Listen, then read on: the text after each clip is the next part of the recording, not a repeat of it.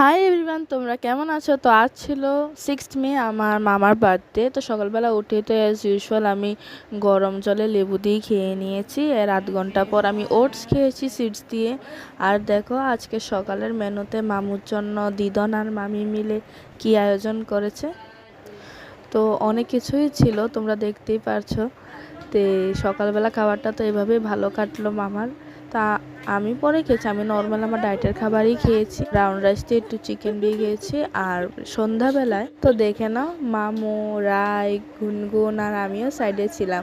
আমরা সবাই একসাথে বসে কেকটা ভালোভাবে কেটে নিয়েছি আর বেশ আনন্দ হয়েছে। রাত্রের খাবারও এরকম সেমই ছিল, মাছ মাংস সব, কিন্তু আমি শুধু চিকেন আর আমার অ্যাজ ইউজুয়াল ডায়েটের ব্রাউন রাইস দিয়ে একটু খেয়েছি। আর রাত্রে এই বৃষ্টি ওয়েদারে দিনটা আরও ভালো হয়ে গেল।